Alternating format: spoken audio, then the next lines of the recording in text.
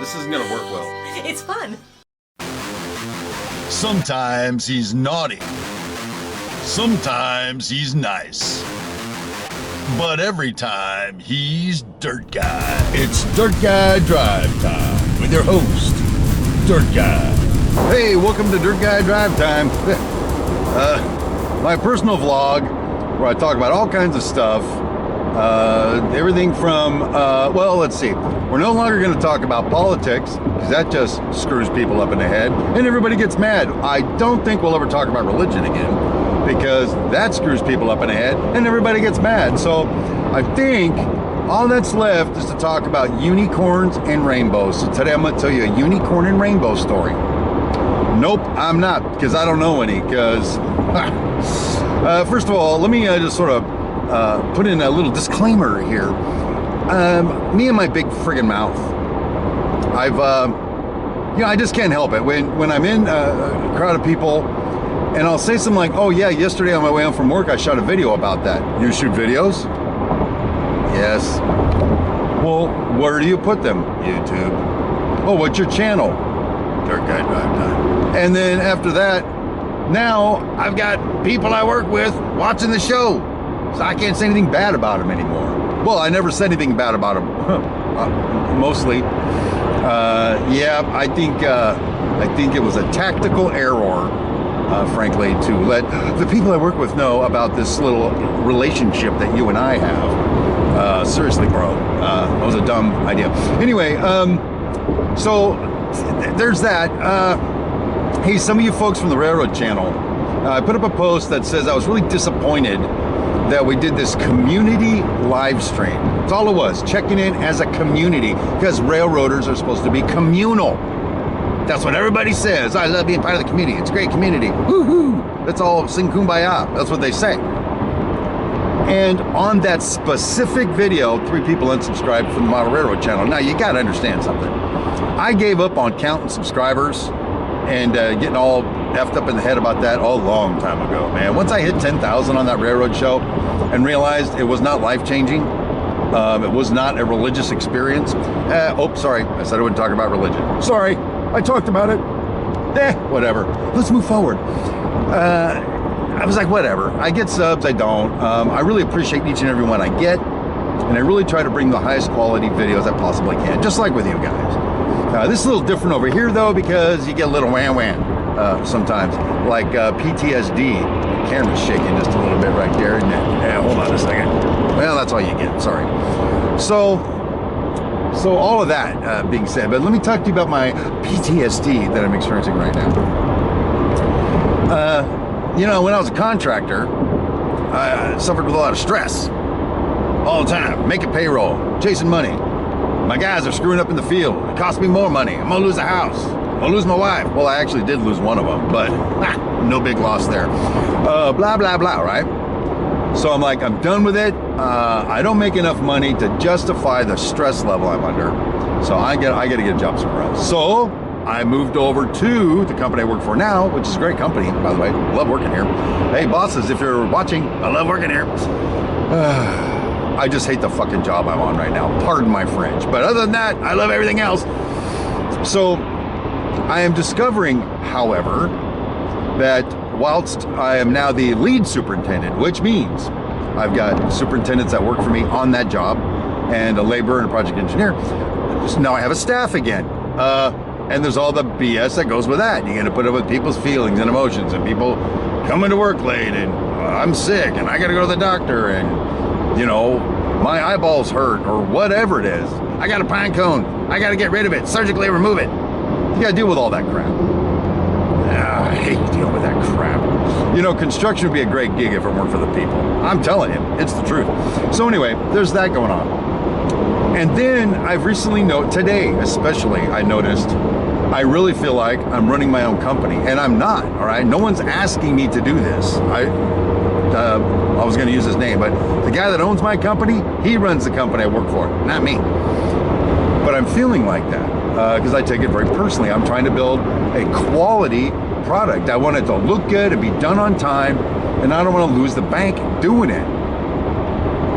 And And so when things aren't going right, I just start feeling the same anxiety, the same angers, the same fears, the same stressors that I used to feel. For less pay, by the way. Whatever, not complaining about my pay, boss, if you're watching. I'm just saying. I was willing to take the cut in pay to just show up to work, enjoy building something, and then go home and have a few beers with the wife. That's what it was. Not experiencing. Let me tell you, I've got an idea for a new video project that I want to do. I'll share with you in just a moment. As soon as I tell you this story, and then I'll tell you why I'm going to do this project. I think it's going to be a lot of fun, if I say so myself. Here's the deal. Let's just say we have a elevator that travels 4 stories, and there's 2 elevators side by side, and there's a big piece of steel that goes up between them that supports the sides of one elevator and the other side of the other elevator. Let's just say you got that going. All right. Let's say you've got walls that are supposed to go straight up like this, straight as an arrow, that come up from that shaft. So the elevator can actually travel in the shaft. Now, they don't turn corners, unless it's Star Trek they did, actually. Star Trek, those elevators would go, it was awesome. Or maybe something over Harry Potter would work. I don't have either of those situations on my job, so today elevator guys are like, hey, trying to put in the elevator, can't do it. Why can't you do it? Because the steel isn't straight. The freaking hell you mean the steel isn't straight? I put a 4-foot level on the bottom piece of steel that I could get to, looking up, 5 stories, and it was out 3/8 of an inch over 4 feet. That's massive. What? And then as you look up, you see the steel going like this all the way up. It's not straight. All right, well, I think we have a workaround. We can do something to fix the steel. All right, so let's keep working. Then I found out that one of the walls sticks out 2 inches into my elevator pit. 2 inches! Because the freaking framing foreman didn't follow my directions and nobody checked up on it. We have to take a 14-foot tall, 5-foot long, 8-inch wide wall, break it free from the ground and the ceiling on the first floor, and bang it over 2 inches. Meanwhile, it is supporting a building above it. What the freaking hell? I'm freaking out. That's just one problem I have. That's just one. I found out that the God's gift of construction, our plumber, which actually our HVAC contractor now too, didn't bother to tell anybody when we cut the deal with him that a certain part of our HVAC system is missing for 88 rooms. It's missing.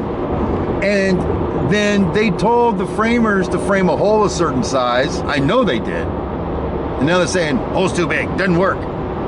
So they turned in this change order to me for like $1 billion to correct it. I'm like, time the freaking hell out.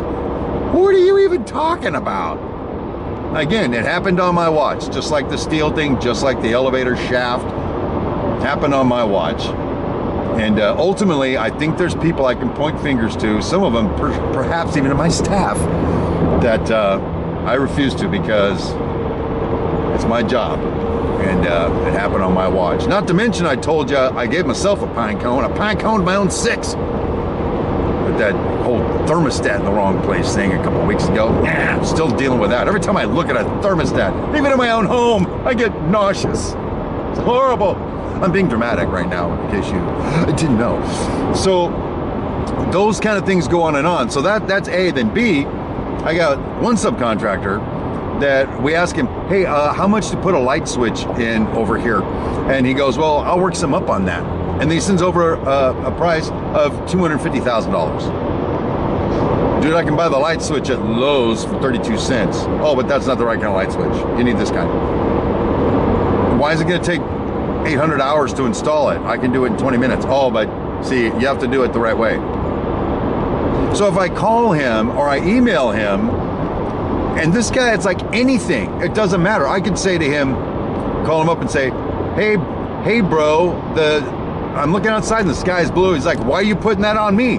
I'm not gonna say the sky is blue. I never will say the sky is blue. I'm so done with this job. Whatever with the sky. The sky sucks. I'm not doing it. I won't do it. I'm like, dude, I was just talking about the color of the sky. I tried it out one time. I called him up and I did an old Steve Martin bit. I said, may I, Mamu, Dogface, Banana Patch? And he gave me the same response. What are you talking about? Your job sucks. I'm never working for you guys again. This is terrible. This is ridiculous. Hey, dude, I was saying I want to buy you lunch in French. Perhaps. Maybe that was the deal. I don't know. So, I don't know how long this video is going, but I'm not done yet, okay? So, rapid fire pine cones comes to mind. Today, rapid fire. Like, you guys know what a minigun is, or a Gatling gun? Boom, that's what I'm talking about. Or phalanx, oh, that's a badass weapon, by the way. So, here's the deal.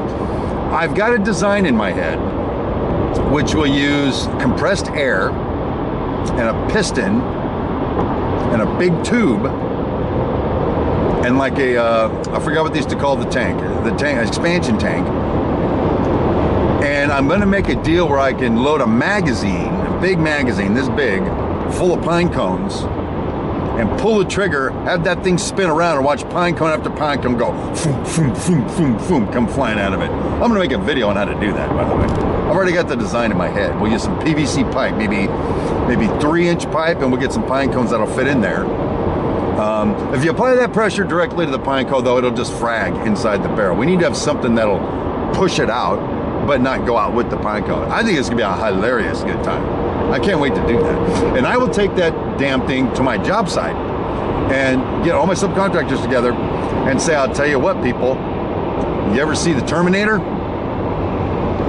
I'm losing my mind. I'm going psycho on you all now. So if you break another safety rule, if you cost my company more money, if you honk up my building, I'm gonna tell you to bend over, baby, and I'm gonna open fire.